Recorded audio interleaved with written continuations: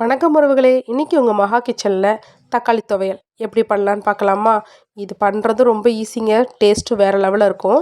அதுக்கு ஒரு கடாயில் 3 வத்தல் நல்லா வறுத்து பொன்னிறமாக வறுத்து எடுத்து வச்சுக்கணும். அப்புறம் உளுந்தம்பருப்பையும் 1 டேபிள் ஸ்பூன் எடுத்துக்கணும். அதையும் நல்லா பொன்னிறமாக வறுத்து எடுத்துக்கணுங்க.